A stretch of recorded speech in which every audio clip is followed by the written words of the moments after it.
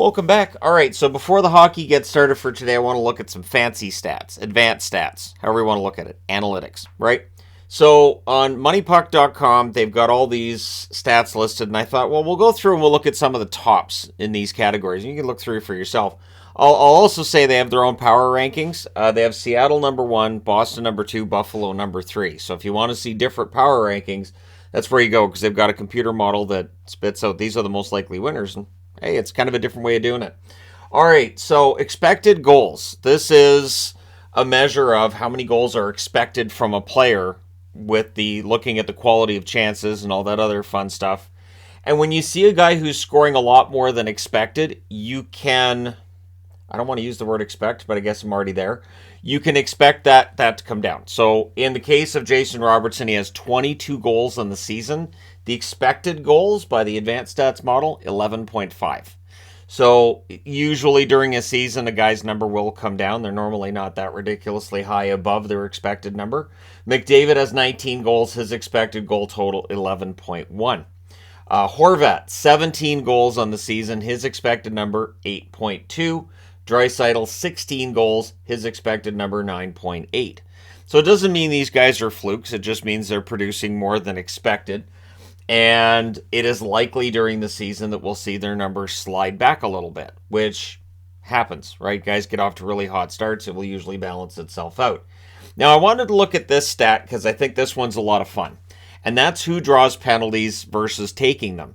Gabe Vilardi with the LA Kings has taken one penalty this year for 2 minutes. He has drawn 28 minutes in power plays. 14 power plays he's drawn, which means that's a negative 26 gain for the LA Kings. That he's put guys in the box 28 minutes. He's only taken 2 minutes of penalties, so it's a negative 26 for his penalty minutes. And then Jack Eichel hasn't taken a penalty yet this year. He has drawn 10. He's drawn 20 minutes in penalties for the Vegas Golden Knights. And that's big. That is. Honestly, that's big. That's impressive. And so we'll see if Vilardi and Eichel keep that up throughout the season. But it's one reason to keep Vilardi in the lineup outside of just the goal-scoring side of it. Now, if you looked at missed shots, and if it wasn't a goal scorer that led the league in missed shots, well, you got to think something's wrong. Ovechkin usually leads the league or is up near the top when it comes to missed shots. He's missed 56. Austin Matthews has missed 51, so I'm sure there will be guffaws at these guys having so many missed shots, but they shoot all the time. They shoot from everywhere, and so it makes sense that some of those would miss the net, right? The only thing I don't have on here is posts. It's a bit early in the season to be saying, oh, this guy's really unlucky for hitting posts and crossbars. But missed shots is kind of an unlucky stat, depending on how you view it. Some of those, of course, are going to be blocked shots as well. But then you get into who's actually unlucky, and it turns out Brady Tkachuk might be the most unlucky with the goal scorers. His expected goals right now are 14.5. He's only got 11.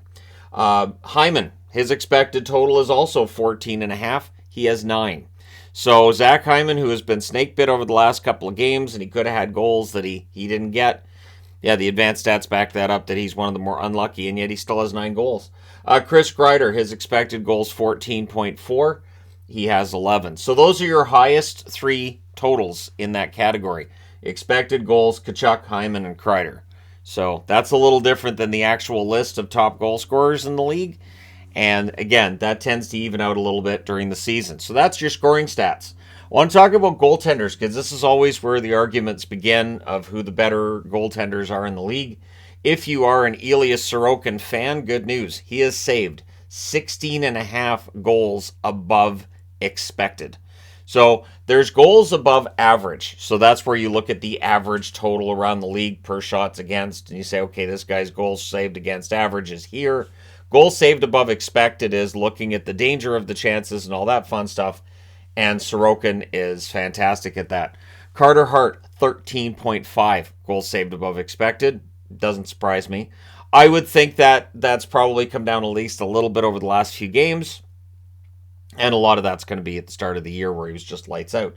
Hellebuck, 13.2 goals saved above expected. So those are your goaltenders right now that by the stats say they at least deserve some consideration for the Vezina. Then you look on the negative side, and there are a few names here that surprise me. All of them. Merzlikins has the worst number in the league at negative 12.9 goals saved above expected. Demko, negative 11.2. That really, honestly, while I'm surprised at Demko's poor start, that negative 11.2 does not surprise me. There have been goals this year that I've looked at and said, Demko shouldn't be allowing that. That's been happening regularly. And Jack Campbell with the Oilers, yeah, it's a negative 10.8, which I would think has probably just gone up over the last few weeks. They gave him opportunities. He has failed to seize that starting job despite the contract. And again, with goaltenders, it is a pretty thankless job. And then you look at save percentage above expected. So these are goaltenders who are saving more pucks than expected. This is a little different than goals saved above expected.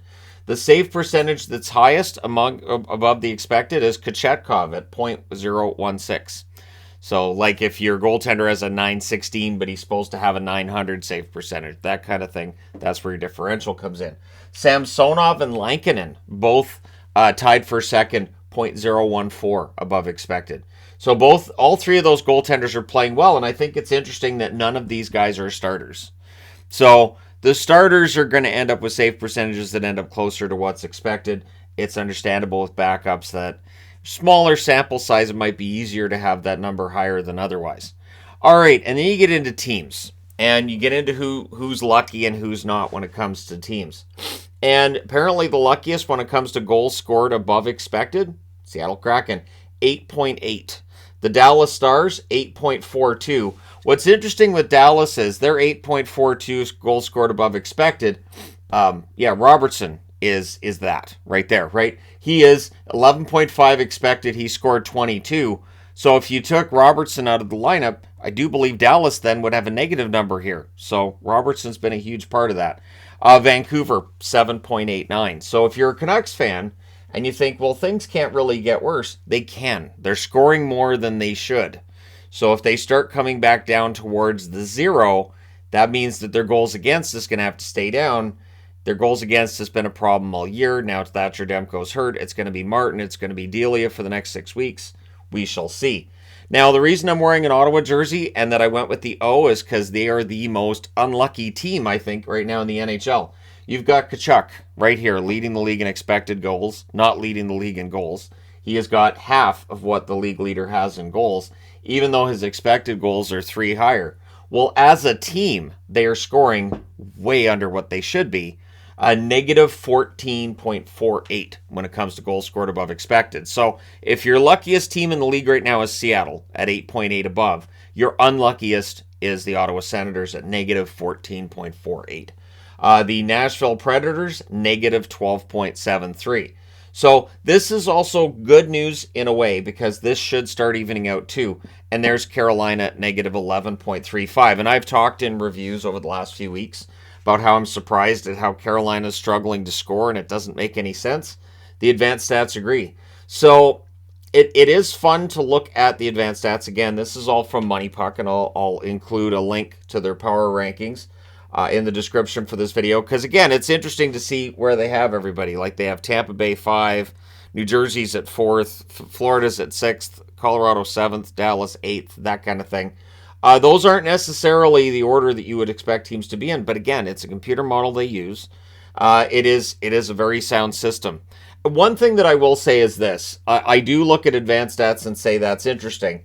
The one thing with it too, though, is there's sort of an attempt to be predictive. So coming back to Robertson here.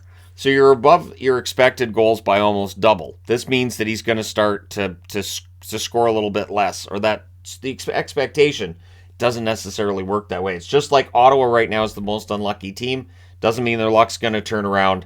It can often mean that they're gonna get frustrated and they're gonna start really fighting it. But I mean, they had the comeback victory last night, so maybe that's the start of a bit of a turnaround for the Ottawa Senators. And so we shall see. But let me know your thoughts in the comment section below as always. And again, I don't really dive into the advanced stats a lot.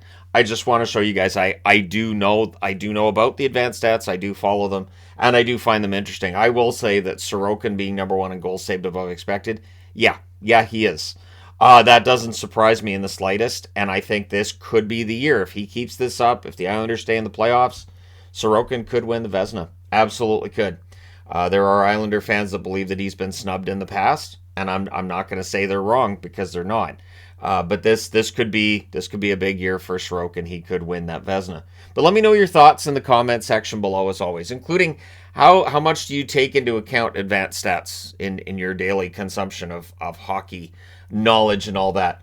And what do you think of the numbers? Do you think that a guy's more likely to is Merzlikins likely to start playing better? Is Sorokin going to fall off a little bit at some point? Let me know your thoughts. Don't forget to hit like and subscribe. If you're browsing your way through, you just happened upon this video. Thank you guys so much for watching, for all your support. I will talk to you again soon.